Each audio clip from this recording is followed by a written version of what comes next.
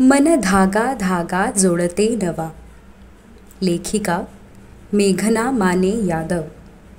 अभिवाचन मनाली तुंगे झाडे. भाग 19. She is with me. Arya, all the best सोन्या. It's first day of new school. आज थोडे नवीन वाटेल. उद्यापासून हळूहळू रुळशील. फ्रेंड्स मिळायला वेळ लागू शकतो. नाराज होऊ नकोस. डब्यात आवडीचे थालीपीठ आहे. दुपारी तुला बस नंबर 27ने घरी यायचे आहे. विसरू नको.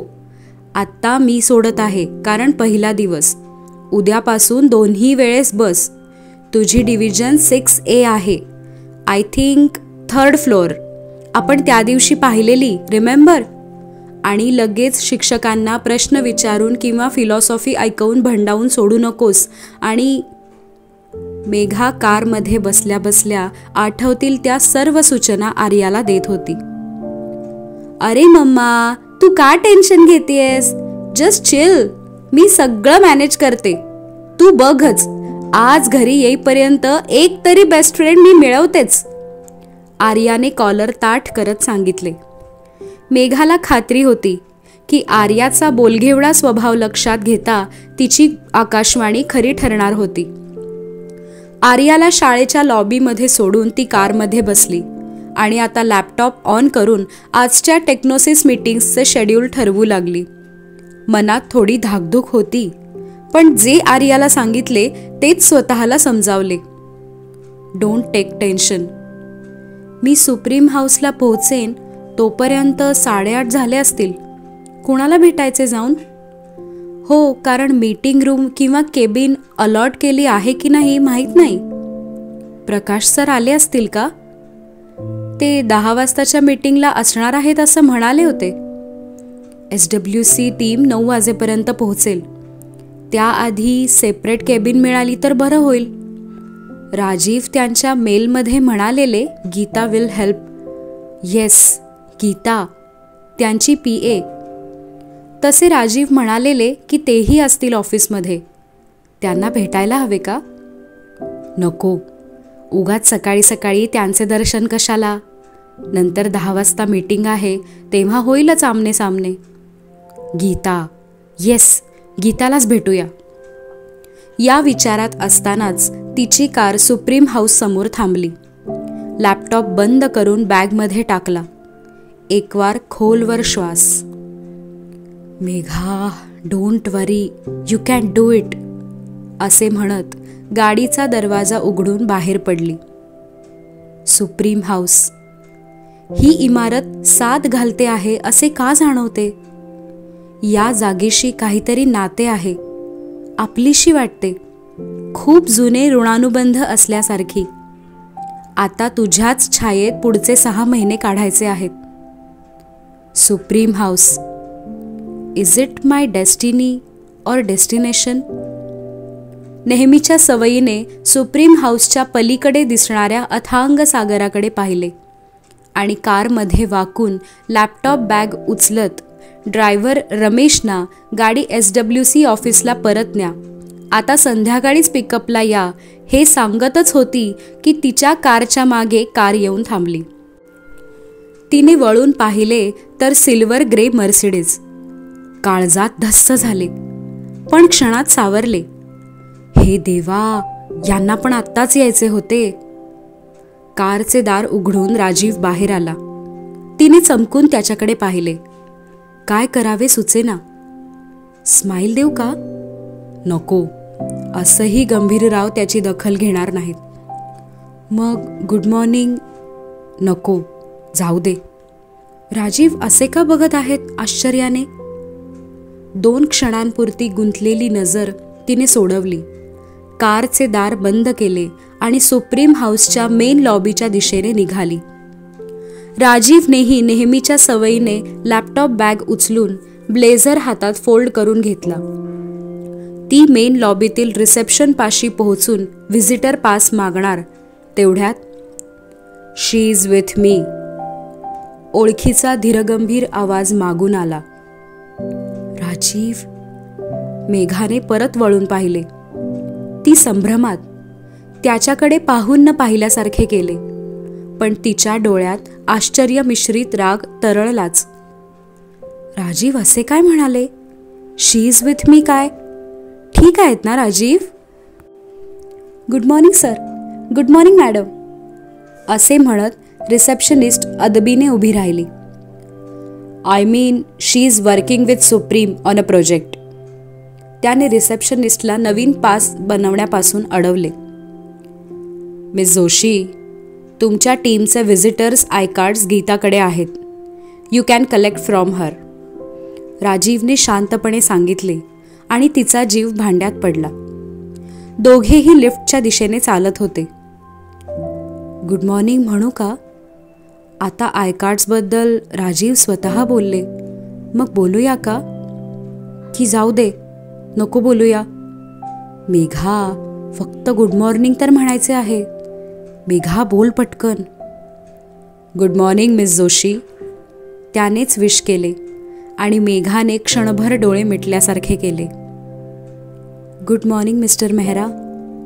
मेघानेही थोडेसे अडखळतच उत्तर दिले, मान वर करून बघायचे टाळत. ऑफिसची वेळ 9ची असल्या कारणाने सर्वत्र बऱ्यापैकी सामसूम होती. लिफ्टमध्येही हे दोघेच आपापल्या मोबाईलमध्ये डोके घालून उभे होते. कारमध्ये विचार करत होते की सकाळी यांचे दर्शन नको आणि थिंक ऑफ द डेव्हिल सारखी गत झाली माझी. आणि हे शी इज विथ मी काय? शी इज वर्किंग विथ सुप्रीम हे पहिल्याच वाक्यात सांगायचं ना. ती रिसेप्शनिस्ट उगाच मला निहाळत होती विनाकारण. सुप्रीममध्ये पाऊल ठेवून 5 मिनिटेही झाले नाहीत. देवा, मी 6 महिने कसे काढणार आहे? 27व्या मजल्यावर लिफ्ट थांबली. राजीव लिफ्टमधून बाहेर पडताच नेहमीप्रमाणे त्याच्या केबिनकडे चालू लागला. ती लिफ्टच्या लॉबीजवळ घुटमळली. कुठे जावे सुचेना. Miss Joshi, are you planning to stand there? Lift जवळच उभे राहणार आहात का दिवसभर? अर्धा कॉरिडॉर पार करून गेलेला राजीव वळून तिच्याकडे बघत होता. त्याच्या कपाळावरच्या नापसंतीच्या आठ्या बघून ती गोंधळली. नो, आय मीन येस, येते आहे मी, असे म्हणत त्याच्या दिशेने चालू लागली. कसे आहेत हे? एकही वाक्य सरळ बोलता येत नाही का? गीताच्या डेस्कपाशी पोहोचताच गीताने राजीवला मान खाली घालूनच गुड मॉर्निंग सर म्हटले आणि मेघाला सुंदर हसून वेलकम केले.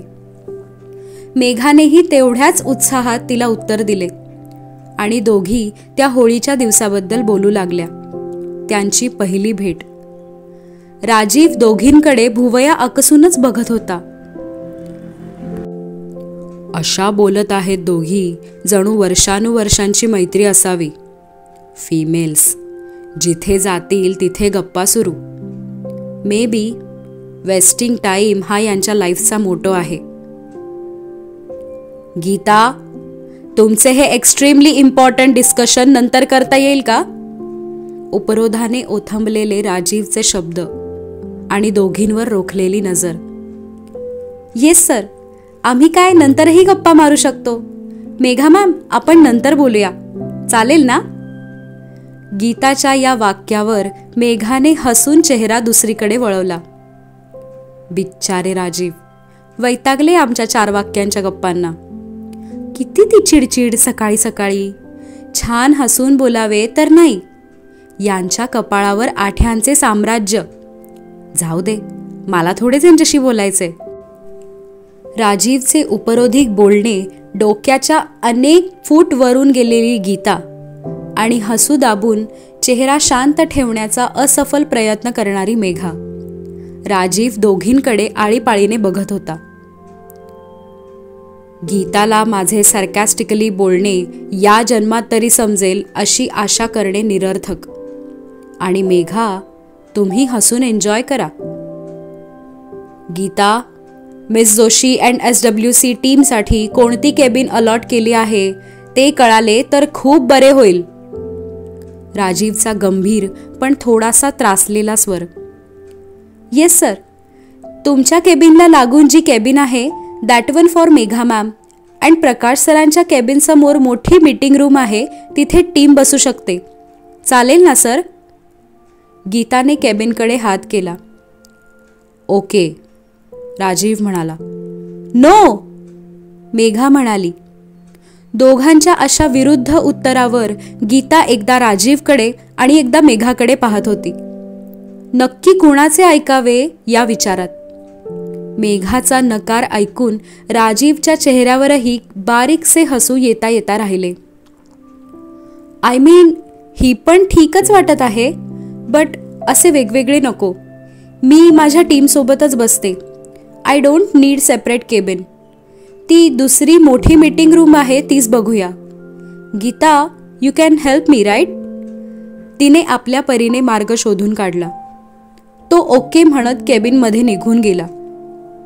आणि मग गीता आणि मेघा ही जोडगोळी केबिन शोधण्यास निघाली. राजीवच्या केबिनच्या पूर्णपणे विरुद्ध टोकाला असलेली प्रकाश सरांच्या केबिन समोरची रिकामी मीटिंग रूम मेघाने निवडली. ती धरून 7 जणांच्या टीमसाठी ऐसपैस जागा होती. दोनही भिंतींना फिक्स डेस्क आणि भिंतीवर फाईल्स ठेवण्यासाठी शेल्फ. कॉरिडॉरकडील बाजूस फ्लोअर टू सिलिंग काच, त्यावर ब्लाइंड्स, गरजेनुसार उघडबंद करायची सोय. एका भिंतीला छोटीशी LCD स्क्रीन, त्याच्याच शेजारी व्हाईट बोर्ड. एका बाजूच्या भिंतीला कोपऱ्यात उभट खिडकी. तिथून सुप्रीम हाऊसचा एंट्रन्स आणि समोरचा रस्ता असे दिसत होते. उंचावर असल्याने आभाळ मात्र हाताशी आल्यासारखे भासत होते.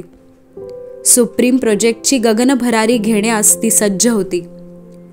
टीमला मेसेज करून केबिनचे लोकेशन कळवले आणि लॅपटॉप उघडून पहिल्या वहिल्या मीटिंगच्या तयारीला लागली. राजीवने लॅपटॉप सुरू करून मेघाने काल रात्री 1 वाजता final project plan for April month म्हणून पाठवलेली मेल ओपन केली.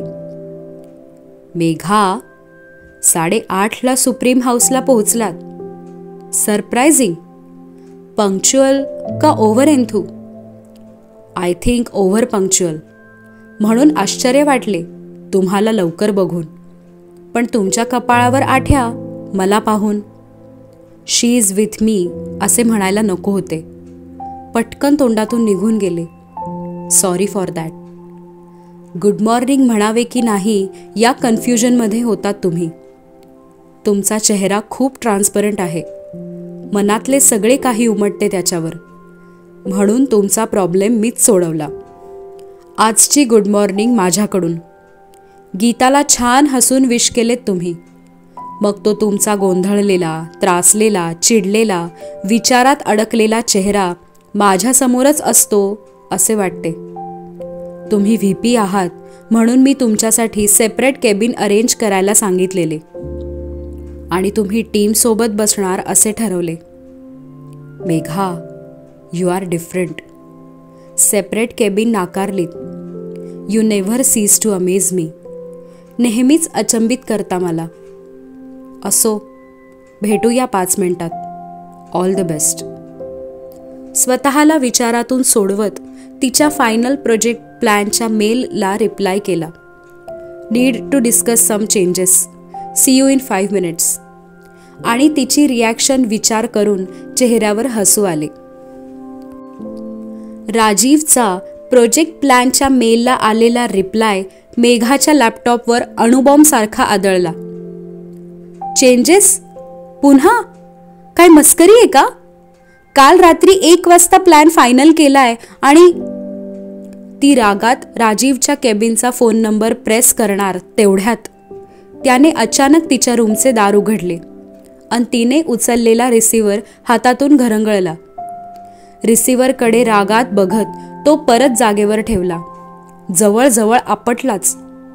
केबिनचे दार पूर्ण उघडून राजीव समोर उभा. हे असे नेहमी अचानक प्रकट झाल्यासारखे काय येतात? मघाशी पण मेन लॉबीमध्ये माझ्या मागे येऊन उभे, त्या दिवशी स्टार सहारामध्ये पण, आणि आत्ता पण समोर उभे आहेत.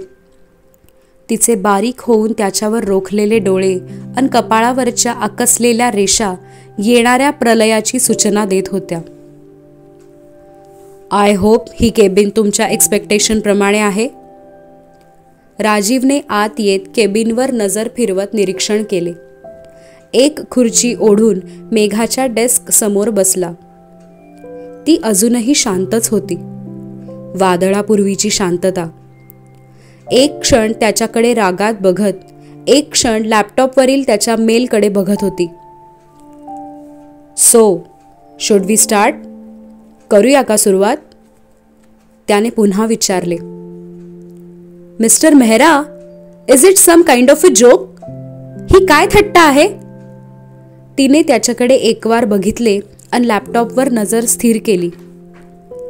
No miss Joshi, I am not at all a funny person to crack jokes. मी गप्पा मारण्यात वेळ घालवत नाही. I have important business to do. असे म्हणत त्याने तिचा लॅपटॉप स्वतःकडे फिरवून घेतला. ती आश्चर्याने बघतच राहिली. काय डॉमिनेटिंग आहेत हे.